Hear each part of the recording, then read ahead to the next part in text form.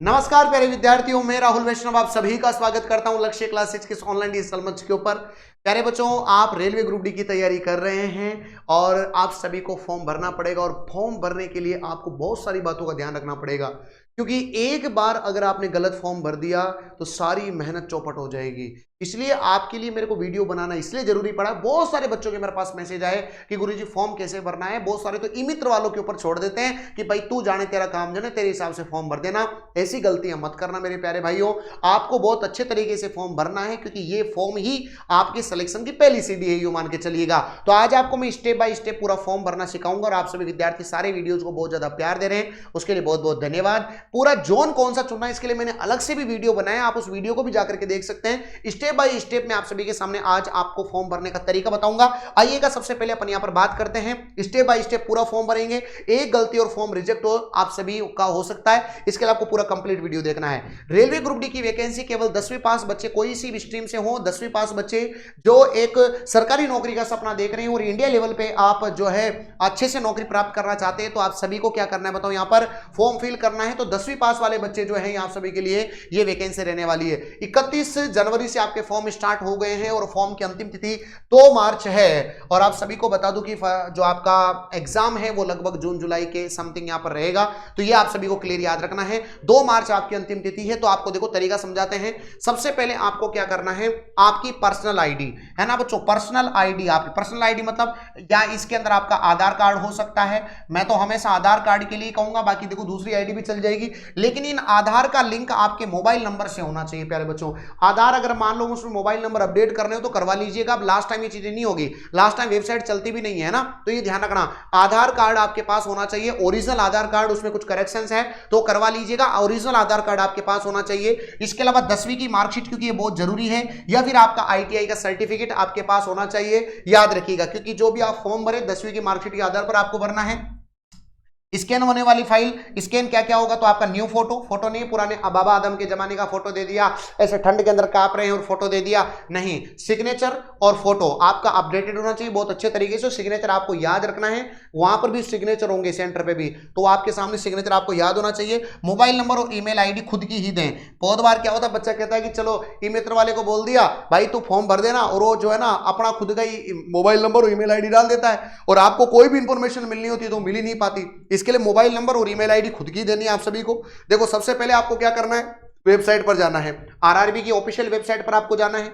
RRB की official website पर आप जैसे ही जाएंगे तो यहां पर आपको सारी चीजें फिल करनी है, जैसे कि आपका नाम, पिता का नाम, जन्म तिथि, बिल्कुल 10वीं की मार्कशीट जैसी भरनी है। 10वीं की मार्कशीट में अगर कुमार लग रहा है तो लगाना ही है, अपना दिमाग नहीं लगाना है, दिमाग खराब हो जाता है। आधार में और 10वीं की मार्कशीट में अगर दोनों में मिसमैच है तो पहले आधार कार्ड को अपडेट करो, ये बात ध्यान रखना, ठीक है। उसके बाद ईमेल मोबाइल नंबर जो आप डालेंगे खुद के, उस पर आपका ओटीपी आएगा, उससे वेरीफाई करो, और आपका ईमेल आईडी वही भरे, याद रखना। और फिर एसएमएस जो है आपके मेल आईडी पर आएगा कि आप जो है वो आपका सबमिट हो चुका है, ये आपके रजिस्ट्रेशन नंबर है। उन रजिस्ट्रेशन नंबर को अपने पास आपको नोट कर लेना है, ये बात आपको क्लियर याद रखनी। तो आधार कार्ड की और 10th की दोनों की चीजें सिमिलर होनी चाहिए, बात आपको क्लियर ध्यान रखना है, क्योंकि जब आप एग्जाम पे सेंटर पे जाएंगे तो आपको आधार कार्ड से ही आपका वेरिफिकेशन होगा, ये बात आप क्लियर याद रखिएगा, कि एडमिट कार्ड में वही नाम आएगा।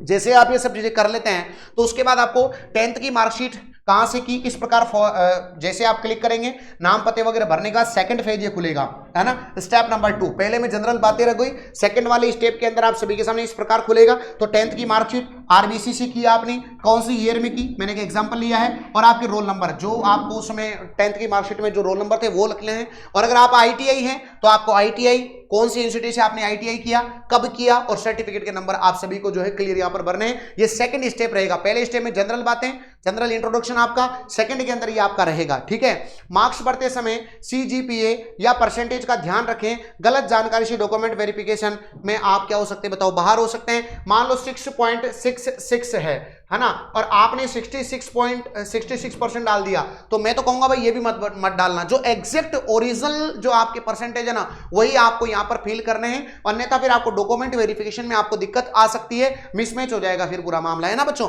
इसके बाद तीसरा जो स्टेप आता है वो है आपका जोन का चयन करना है। जोन पर पूरी वीडियो मैंने आप सभी को बहुत अच्छे से बना रखी है। जोन पर किस जोन में कितनी सीटें हैं आपको ये देखना है, आपके घर से कितनी दूरी है, और कट ऑफ, पिछले साल की कट ऑफ, इतना सब कुछ नहीं देखना हो तो आपको बस आपकी तैयारी तैयारी पे ध्यान देना है और वही जोन भरें जो आपके घर के नजदीक है। क्योंकि क्या होगा, जैसे कि आपने दूसरे जोन से फॉर्म भरा है, दूसरे जोन से, तो ये तो है कि एग्जाम तो आपके आसपास ही हो जाएगा, लेकिन फिर आपको फिजिकल के लिए, मेडिकल के लिए, डॉक्यूमेंट वेरिफिकेशन के लिए आपको उस जोन के अंदर जाना पड़ेगा। ज्वाइनिंग भी आपकी उसी जोन में होगी। तो आप अपने घर के आसपास वाला जोन पे भर दें और आप कटो बटो को ज्यादा दिमाग लगाई नहीं, बस आप तो मेहनत करें। बाकी जोन पे मैंने पूरा वीडियो बना रखा है, आप वो देख सकते हैं कि कौन सा जोन आपके लिए ज्यादा सही है और कौन सा जोन आपके लिए खतरनाक है। ठीक है बच्चों, इसके अलावा पोस्ट प्रेफरेंस आपको बहुत अच्छे से भरनी है, यहां पर भरना पड़ेगा आपको। मैंने ये भी बता दिया कि पॉइंट्समैन की जो हाई कमांड जॉब होती है ये, उसके बाद ट्रैक मेंटेनर की, फिर असिस्टेंट वर्कशॉप और फिर असिस्टेंट C&W। ये आप सभी का मैं एक प्रेफरेंस बता देता हूं, इस प्रेफरेंस के आधार पर भरना। इसके अलावा आपको जब आपका ओरिजिनल जो नोटिफिकेशन आया था उसके अंदर आपका मेडिकल के अंदर बताया गया है कि भाई A2 B1 के हिसाब से पता लगा भाई A1 A2 A3 तीन है उसके अंदर, तो आप उसको अच्छे से चेक करना है कि भाई आप उसको फुलफिल कर पा रहे कि नहीं कर पा रहे हो। बाकी पोस्ट प्रेफरेंस मैंने मेरे हिसाब से डाली है कि सबसे बढ़िया अपन बात करें तो पॉइंट्समैन की हाई कमांड होती है, बाकी 1 2 3 4 5, क्योंकि बाद में फिर उम्मीद रहती है यार काश में उसमें चला जाता है ना, तो इसलिए आपको पोस्ट प्रेफरेंस के आधार पर ही आपकी ज्वाइनिंग होगी यहां पर, है ना। तो पोस्ट प्रेफरेंस का आपको ध्यान रखना है, याद रख लीजिएगा सभी विद्यार्थी। इस पर मैं अलग से और वीडियो बना दूंगा, आप चिंता मत करिएगा। ठीक है, उसके बाद आपके सामने जो अगली स्टेप आएगी वो आएगी बैंक डिटेल्स की।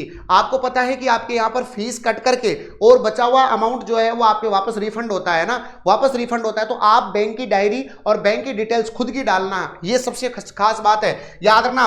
बैंक खाता खुद का ही दें, है ना, ये सबसे खास बात है। साइबर कैफे वाले खाता न दें, वरना रिफंड उन्हीं के पास जाएगा। मैंने आपको क्लियर बता दिया। यहां पर जनरल OBC की फीस है आपकी 500 रुपया, ST SC की फीस है 250 रुपया और लड़कियों की फीस 250 रुपया है, और 250 के 250 रिफंड हो जाते हैं ST SC और महिलाओं के तो।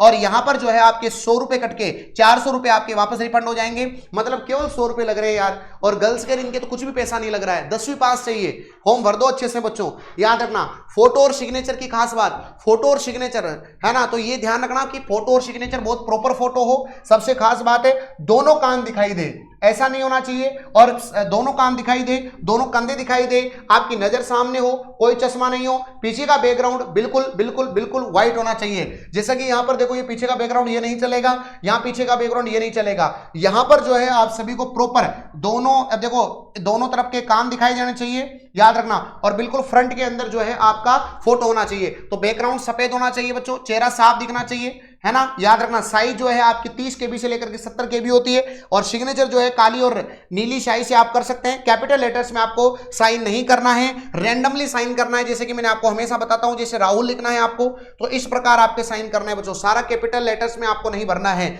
ये बात आपको याद रखना है। इसके बाद आपको फिर प्रीव्यू चेक करना है कि आपका कुछ गलत इंफॉर्मेशन तो नहीं रह गई, जल्दबाजी में कुछ गलत तो नहीं होगा, तो प्रीव्यू अच्छे से आपको चेक करना है। एक एक स्पेलिंग बहुत अच्छे से चेक करना, पापा का नाम, मम्मी का नाम, खुद का नाम, डेट ऑफ बर्थ बहुत अच्छे से आपको चेक करना है। फिर उसका प्रिंट ले लेना है और अपने पास रख लीजिएगा, उसको प्रिंट निकाल करके अपने पास रखना, और उसकी PDF भी अपने पास क्या कर लेना, बताओ आपको सेव कर लेना है। तो सभी को ऑल द बेस्ट। फॉर्म भरने में कोई समस्या आ रही है आप सभी को तो आप मुझे कमेंट बॉक्स में आप मेरे से पूछ लीजिएगा, कमेंट बॉक्स में मुझे बता दीजिएगा। और आपको जो है सब्सक्राइब कर लेना है हमारे इस चैनल को बहुत अच्छे तरीके से, क्योंकि रेलवे की क्लासेज हम स्टार्ट करने वाले हैं, पूरी टीम आप सभी के सामने लॉन्च करूंगा, बहुत बेहतरीन तरीके से अपन पढ़ेंगे। आपको बिल्कुल किसी भी चीज को चिंता करने की आवश्यकता नहीं है, बहुत मेहनत करने वाले हैं प्यारे बच्चों अपन, और लगातार आप सभी विद्यार्थियों के लिए डेडिकेशन के साथ अपन काम करेंगे। तो सभी विद्यार्थियों का बहुत बहुत धन्यवाद। जय हिंद, जय भारत।